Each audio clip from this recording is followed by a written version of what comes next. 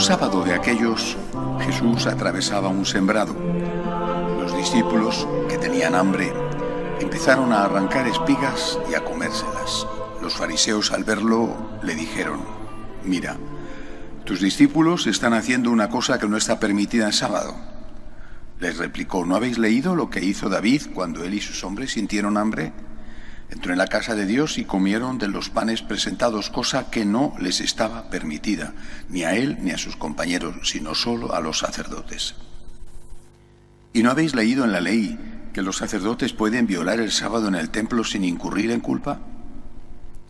Pues os digo que aquí hay uno que es más que el templo. Si comprendierais lo que significa quiero misericordia y no sacrificio, no condenaríais a los que no tienen culpa, porque el Hijo del Hombre es Señor del sábado». Palabra del Señor. Gloria a ti, Señor. Este acontecimiento, este hecho, porque no es un milagro, sino una cosa que ocurrió, en este caso, significaba romper una ley importante para el pueblo judío, que era la ley del respeto al descanso en el sábado. Este hecho, quizá también como otras cosas, ha sido mal interpretado. A veces una frase sacada del contexto significa lo contrario cuando se lee en el contexto en que fue pronunciada. Por ejemplo, quiero misericordia y no sacrificio. ¿Qué significa? Para algunos significa que Jesucristo es una especie de libertino, de ácrata, de anarquista moral. No quiere que te sacrifiques, o sea, no quiere que hagas cosas que te cuesten. Da gusto a tu cuerpo, haz lo que te apetece. Cristo como el gran enemigo del esfuerzo. Evidentemente esto no fue así, ni fue así en la vida de Jesús, basta recordar la cruz, ni fue así en sus enseñanzas. Por eso los textos hay que medirlos, estudiarlos en el contexto. Porque a continuación de decir esto, el Señor añade: no condenaríais, si entendierais lo que significa esto, quiero misericordia y no sacrificio, no condenaríais a los que no tienen culpa. No dice Jesús, no condenaríais a los que son culpables. Reconocería incluso en ese caso que esas personas son culpables, pero no hay que condenarlas en función de la misericordia. Pero no dice esto. Dice, no condenaríais a los que no tienen culpa.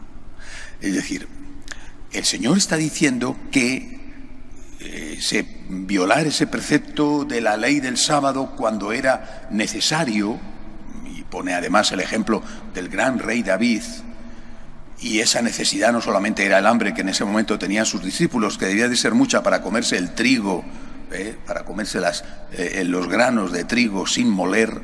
Bueno, pero eso era una cosa menor.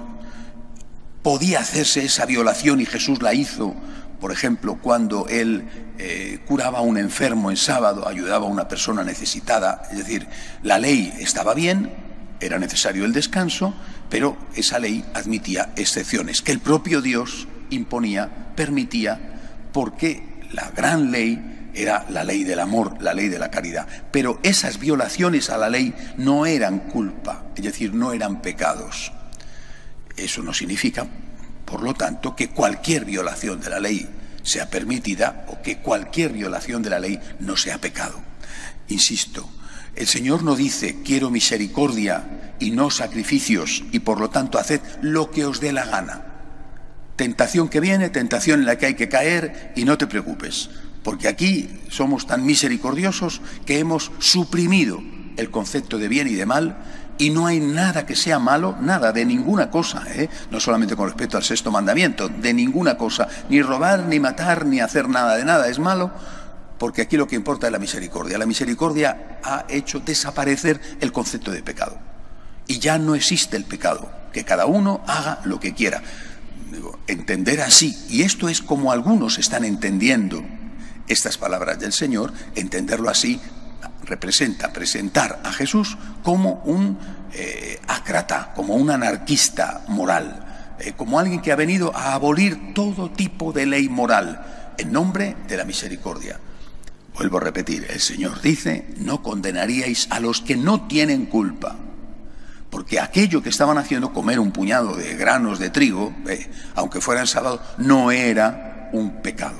O él mismo, cuando él ayudaba a una mujer que estaba con problemas o a una persona que estaba con problemas, aunque fuera sábado, eso no era un pecado. Está redimensionando el concepto de pecado y puede hacerlo. Y dice que puede hacerlo porque Él es más grande que el templo, es decir, Él está presentándose como Dios, el verdadero legislador.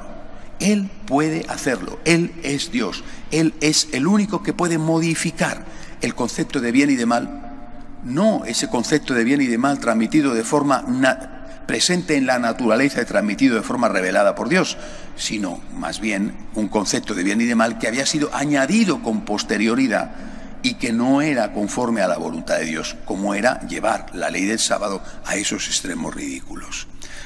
Insisto, la misericordia no significa tolerancia con el mal.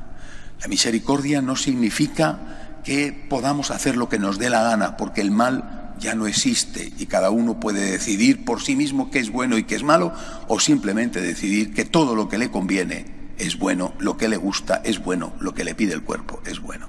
La misericordia consiste en que cuando hacemos el mal, pedimos perdón y el Señor nos perdona. Esa es la misericordia.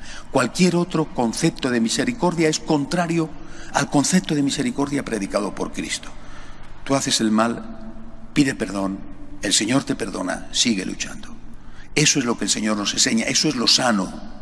No solamente es lo justo, eso es lo sano. Es decir, eso es la fuente de la salud espiritual y también física. ¿Has cometido el mal? Pide perdón, es el Dios de la misericordia. Haz un propósito de enmienda, sigue luchando, el Señor te va a ayudar. En eso consiste la misericordia divina. De pie, por favor.